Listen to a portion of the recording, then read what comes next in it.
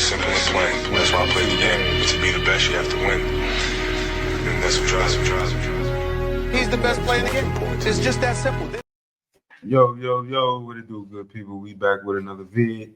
I need y'all to like, share, and subscribe, hit that notification bell, and spam that comment section. You coming through the door, kick your shoes off, kick your feet up, time to get comfortable. If you with the negative energy, please exit the building. We got Chokenojoke interviewing TA, but Hassan Campbell, he seemed a little upset because he did make a video about Fat Joe previously, but he said he warned TA. So let's get into it.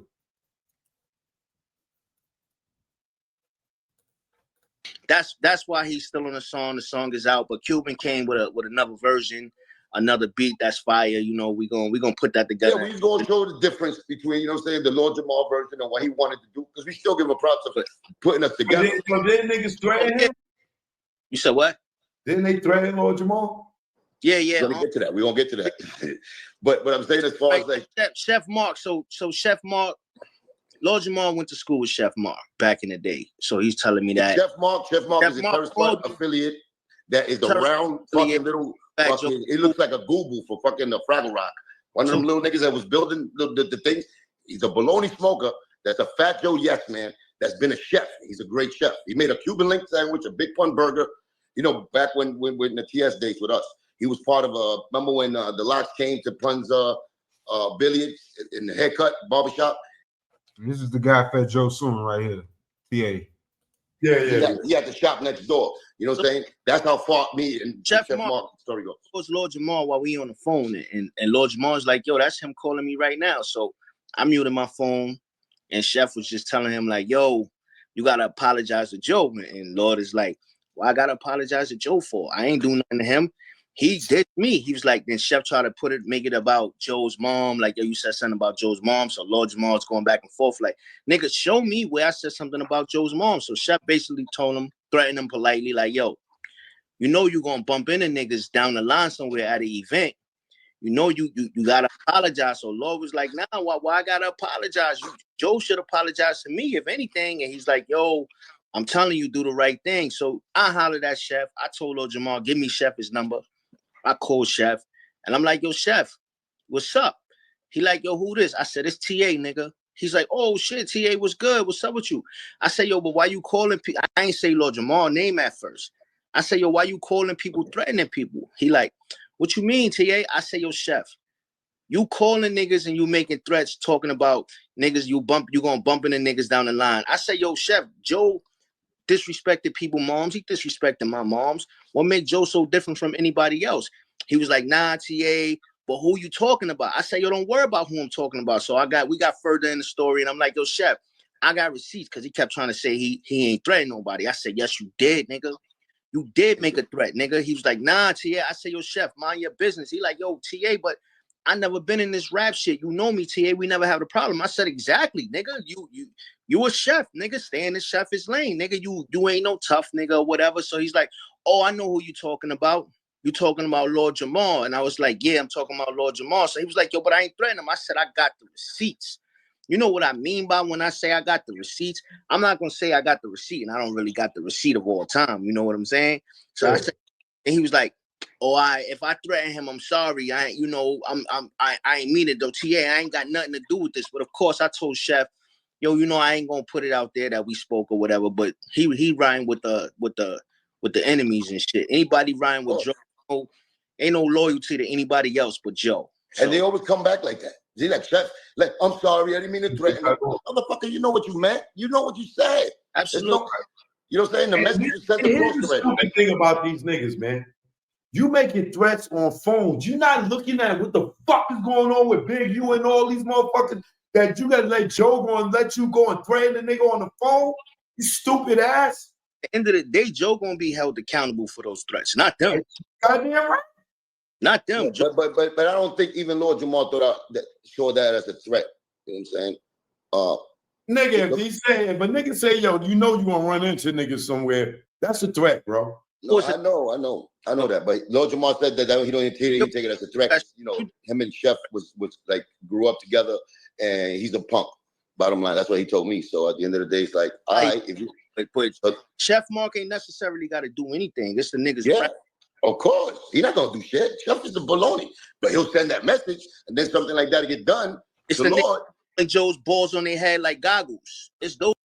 And like Choke said, all this going on with the Big U and all this stuff that's going on in Atlanta with these Ricos and all that.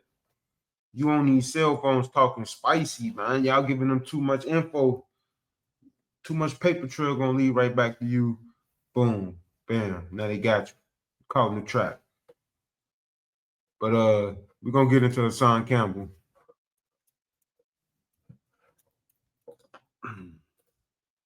He say he warned TA.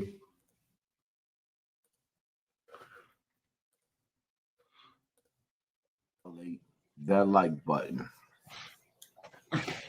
And the story goes, Fat Joe suing his ghostwriter, TA.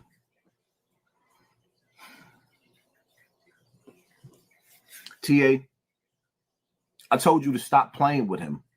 If you was going to go at Joe, stop holding back. Stop. Yo, TA, come on. We talk, TA. I told you 1,000 times. Stop playing with Joe. See, the reason why I fell back off the situation with TA is because TA was playing with Joe and not taking it serious. And Joe's not playing. I knew Joe was going to pull them lawyers out. I knew he was going to pull them lawyers out. And see, this is what y'all got to understand, right? Matter of fact, bring it. Let's rewind this. Rewind. Let's bring it back, right? So, Fat Joe had a fallout with his ghostwriter, TA. For some time, they went their separate ways. After some time, Joe gets on the internet and he calls him a sofa surfer. A sofa surfer? He called him a bum. TA wasn't feeling that. So, Tasha K was supposed to interview TA. She told me to tell TA, if somebody else touched this story before she touches it, she's not touching it. I told TA in return, do not get on, forget the other brother name. Don't get on his platform first. If you're going to go at Joe, you want to have a big dog behind you, backing you. TA goes on, forgive me for forgetting the brother's name. I forget the platform. He goes on the platform. Tasha K falls back. TA comes on my He talk about Chokenojoke probably. He know Chokenojoke. He just don't want to say his name. Platform. We have discussions. My only problem with TA is not that I don't believe TA. I believe everything that TA is saying because there's other niggas around Joe and Joe's camp that solidified what this brother is saying. And, rest in peace to Percy. Percy stood behind TA. Percy had love for TA. So there's a lot of dudes that got love for Joe that said TA word is his word on the situation. So now, me dealing with things that I've seen, right? With Fat Joe, for example, Big Pun's wife.